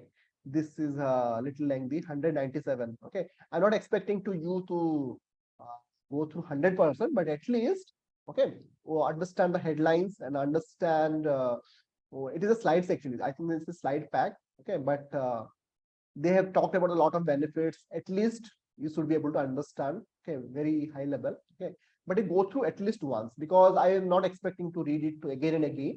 Once you read it once, and it's applicable not only for EC Payroll. The benefit is, let's say today you are working as a consultant. 2 years down the line, 3 years down the line, you'll be becoming a project manager, right?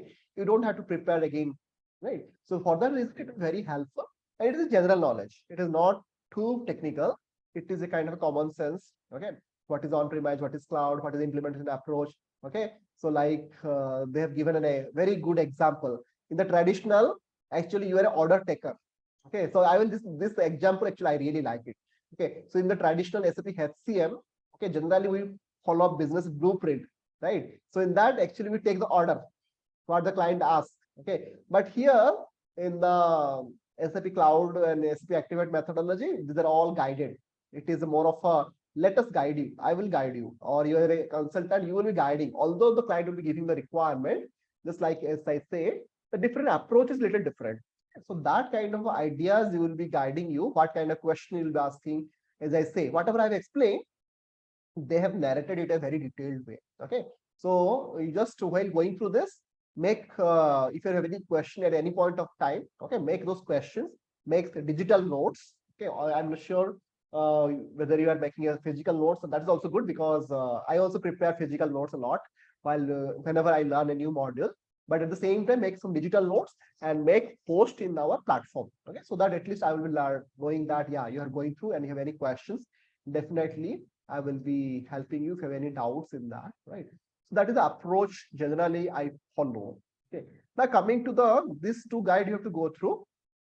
Then this guide, implementation guide, only you have to download and keep in your folder in your system. Okay, then in the next session what we will do, I have a demo system.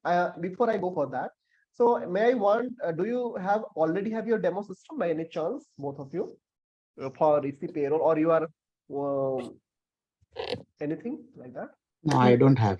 Even I don't have. Okay, okay, so that is a challenge actually. Yeah, for that reason, what I have done. Okay, so although you may not have an access to it, but I want this all the thing yearly. Once I do that, every exercises, I have my own personal demo instance. Okay, and I do have all the exercises. Okay, so what I will do today, I have applied for the setup. Okay, so I already got the access. Okay, so what I will do, all the demo, okay, I will be showing in this system. Okay, it will be very equivalent to your live systems only. Okay, you like your live systems only. Okay, and in that you will be getting at least the ideas how you are going to implement the things. Okay, so there will be around 20 plus exercises, 22 exercises. Okay, so I will be showing you, and the gap will be like you will be getting a system like this, means you'll be able to see at least how I'm doing all those details. Okay, then what happens in a real-time projects? Okay, so I think you are already working in a real-time project, Rosalind, right? Yeah. Currently. Yeah, that's Okay. right. That's right. And what about you, Ram? So I'm working, but not on payroll. Okay. Others. Other parameter. Okay, okay. And by any chance you have you can get access to that, or you can shadow someone in the unit project? No, we don't have that as of now. No problem, no problem, no problem. That's also fine. So I think then Rosalyn is also already working, and the other student which I have told to you, right? That student is also working in a live project now. Okay, so I will what I will do.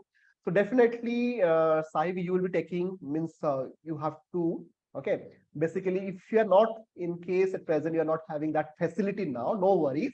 So we will be learning from others' experience. So already Rosalyn is working in the live projects. There are some other students also working in the live project.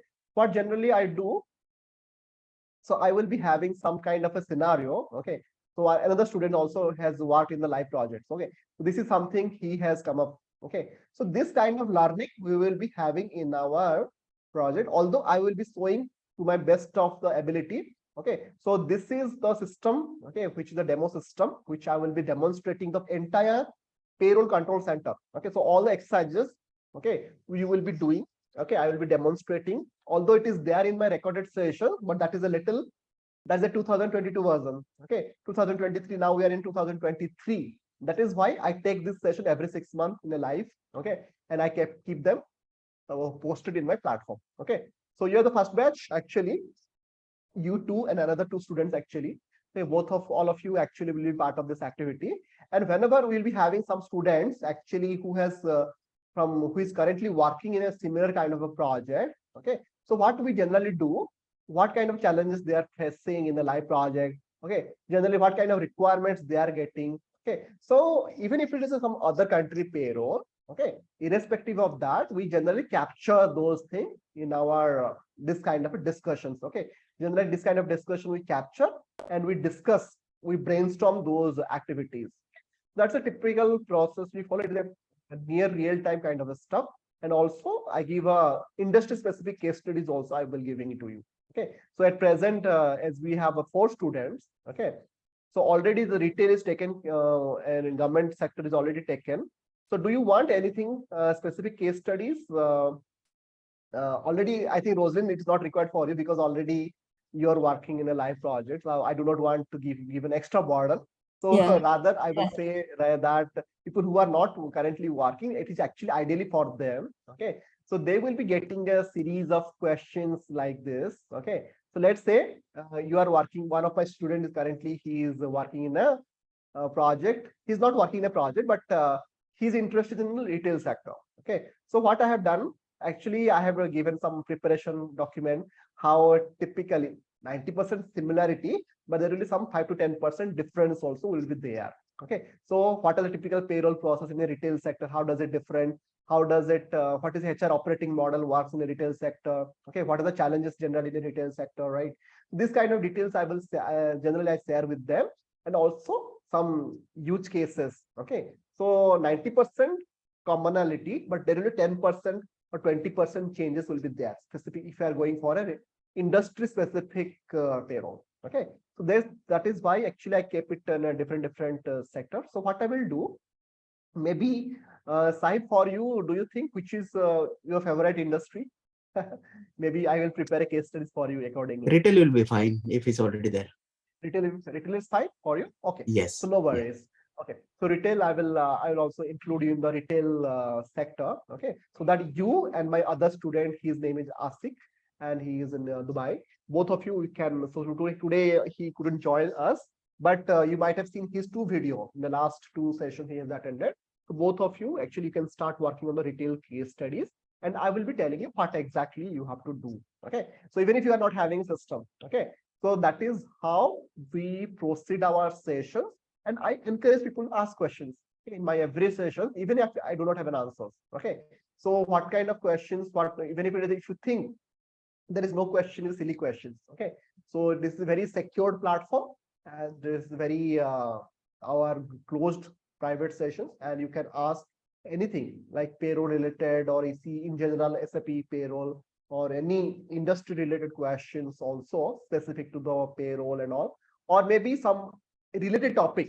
Okay, so for that reason, in the payroll transformation series, I am not looking only for the cloud payroll. So for that reason, I have kept another 4 series as well. Okay, but again, depending upon your time and availability, you can explore. Already I do have an EC benefit module in my platform. Okay, so the maybe that will be in the future, you can go for that. Okay, and EC benefits, then we do have a compensation and variable pay. At present, compensation is ready, but variable pay, it is on my planning, okay, which I will be adding in the upcoming days, right? Now coming to the country specific payroll, both of you are working in the UK, okay, so UK payroll will be more relevant, but for the other countries also at present only 4 to 5 countries I do have, but those are again already available in YouTube. But the discussion doesn't happen in YouTube actually. So if you have any specific questions for your countries, I'll be more than happy. Even I will be learning from you as well. So what kind of challenges you are facing and all, right? Definitely we will be having this is a separate session, okay? But in our weekend sessions, mostly we'll be focusing on the cloud payroll part of it. That is our EC payroll, okay? So that is something which I thought of sharing with all of you, okay? Then before we close up, and I have a few things for you, which is not in SAP, but which is very important for us. Have you heard about something called, in the implementation part, have you heard about something called user stories? Mm, Yes. I have heard of Yes. it. So what does it mean? Like a user experience, like what they feel about, or something like that, on those lines, maybe. No, that is a different way. That is actually generally you are talking about from a feedback point of view.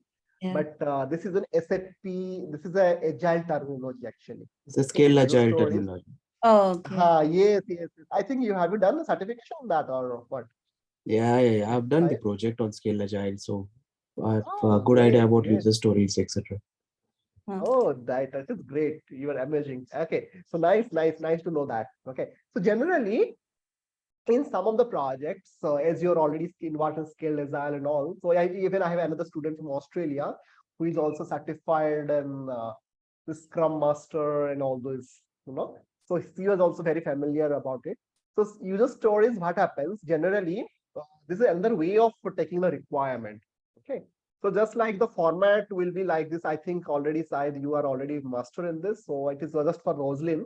So for her benefit, I will be just explaining user stories. I think for payroll also I have developed it, but this is actually which actually I also love it doing it.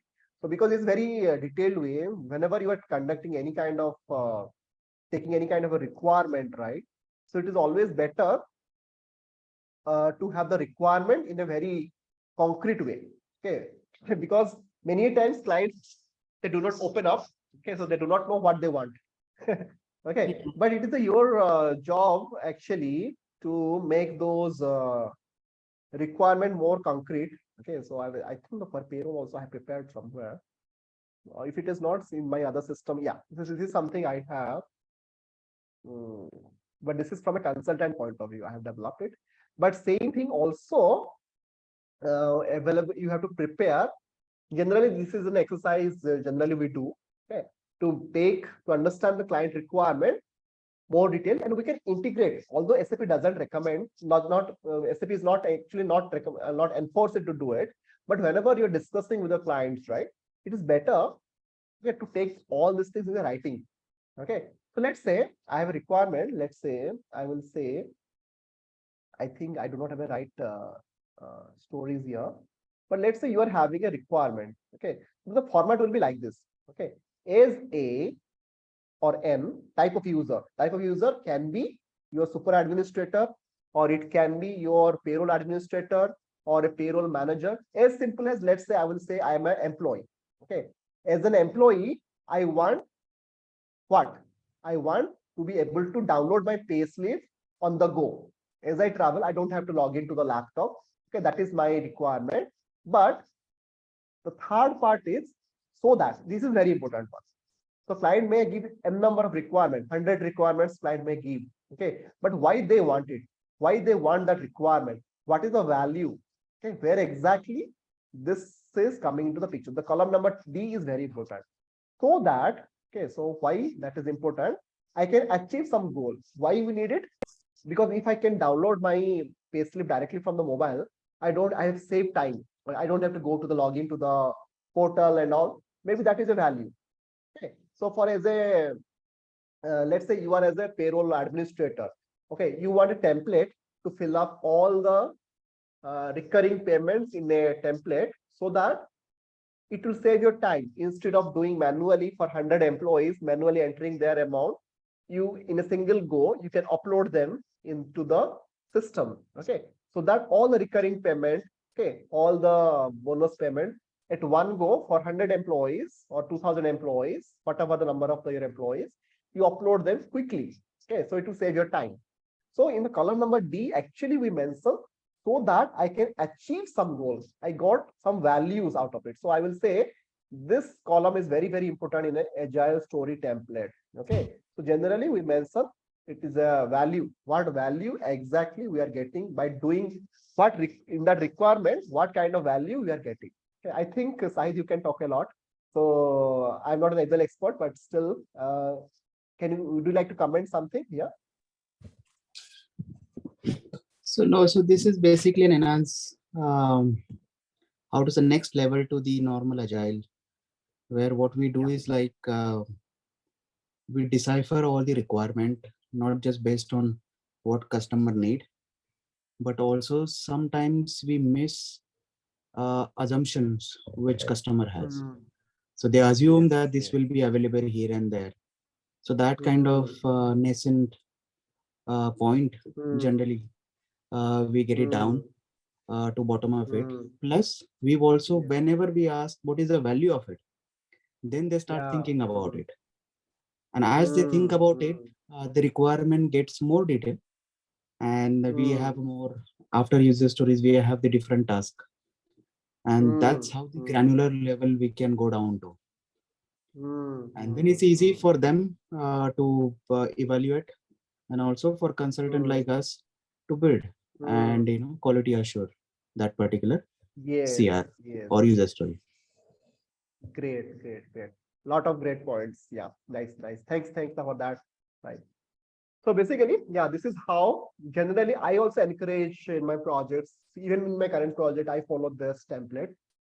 Although there is no such mandatory requirement from SAP to use this kind of a template, but it will make your life easier. Okay, so that it will be very easy to count how many user requirements you are having. You can also mention in a format like story ID like that. Okay, and I think are you people using any kind of a tools like from Atlassian like Jira, or have you ever used or currently using it? Many companies use it. Yeah, I use Jira. Yeah, we also use Jira is everywhere. Yeah. Initially it was initially it is in our kitchen, now it is in our software. Right. Yes. Right. Okay, now, yeah, because of why I'm saying it, because this is something now it's becoming normal these days, normal standard. Currently also I'm working in a UK-based project, but not only in the UK, but in many of the countries wherever the good projects, even if it's small size, medium size projects also. For tracking point of view, they use this kind of a terminology. They also have a facility to upload this kind of a template. They support this kind of a templates, right? Jira will support all this kind of a stuff, right? And Atlassian, in the Atlassian platform, they have a lot of other products as well. Confluence, you might have seen Confluence, Jira, all those stuff, right? But those are really helpful. Okay, not because I want people to holistic. Whenever you are discussing, it should not be only restricted to the SAP. We should not be like that. Okay, because this kind of tools will be take us to the next level. Okay, whenever you will be going for an interview for a project or for any major discussion you are having with some other friends, with other countries, other companies, right? So if you are familiar about this is definitely, it will be definitely good discussion points with them. Okay, but as we have very diversified students in our community, like you, Saib, and all other students, right? People come up with a different experience also. They have values, and definitely will be learning from each other. That's the real means the goal, okay, of our communities here. Okay, so a lot of good comments. Communities means basically the good input, I will say, from side came up today, like what are the benefits of using it, why we do what we do. I always prefer, okay, whatever you do it, why you are doing it, it should be very clear, right? That is why learning, otherwise these are very straightforward. If you see any of the implementation project, any of the implementation guide, actually the main problem is and let's say even if you have invested a lot, the clients may not 100% utilize it, okay, unless and until they get a very good adoption. Okay, the whatever you are saying, you have not explained it very well. Okay, then you are not a good consultant. That always I believe. Even I have gone through that kind of edges in my earlier days, my career. So that is from my experience. Definitely, I'll be there to help you to navigating the story. But also user stories, so I'll be giving an assignment. It's better be for you, Rosalind, because already you will be busy in your projects. Okay, but for others, what like Saeed and other people, what I will do, I'll be sharing the right template for you, and based on the industry, whatever I'll be giving, you have to think.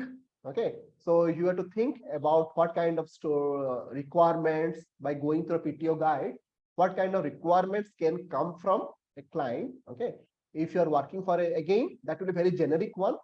Then after that, I'll be giving you a country specific. Okay, so in that seat, I will be in the next session, maybe I will be explaining how to fill up that. I'll be sharing a template in the weekdays sometimes, and that will be uploaded in the platform.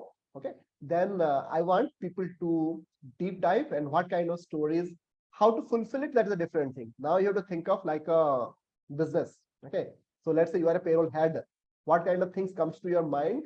So you have to go to the other side of the table. Okay, and from that you have to think what kind of, suppose you think of an employee who is working in UK. What could be your user stories? What could be, what are the different need you want? Okay, what are the things you want from a system should be capable of doing it? Okay, maybe you are doing some kind of a tax submission is there, it should get a reminder. Okay, what kind of things you can, so you can think of, do not think whether it is possible in SAP or not, don't think about it. That is second thing. So we'll be doing that in art of possible thing. Okay, but think of like a layman, okay, and or as a business person, okay, in the payroll, and I will be sharing that. That is the next upcoming plan. Okay, so once we cover all these things, right, then definitely in the next session onwards, we will doing some exercises, which is actual your payroll part. Okay, so the first one I will skip it because it's a very generic one. All of you, both of you are a veteran in EC. I will not hire a new employee how to know how to, but we will start from the PCC part. Okay, so this is something which you will be covering in the 3 sessions almost. We'll be able to cover all the 3 to 4 sessions of 2 hours each. We'll be able to cover all the exercises. Okay, and then once you get your system, already Rosalind, you will be doing in your system as you're already having access. But other students who do not have, just watch it. Whenever you'll be getting your system, okay, whenever you'll be having your own thing, definitely I'll be helping you in case if you're not able to perform that activity or any comments and sections. Okay, so in that way we will follow, and definitely we have students like Rosalind, and other student also from another student is, he's also doing a EC Payroll implementation. His go live is in next 2 to 3 months. So we'll be inviting that student as well. So he or she will be sharing, they will be also sharing their experience, what kind of challenges they first, right? So that will be kind of, we will be learning from a real-time scenarios as well. Okay, so that's the plan. Any other last comment before we wind up today's session, or you any feedback, comments, as it was the first live session for both of you? According to me, your session was really, really helpful for me, Niladri, and you have been really very good in explaining the whole flow. So I could really imagine myself, being in an implementation project and I'm taking the requirements and things like that. So it was, going in a very good flow. Thank you so much for that.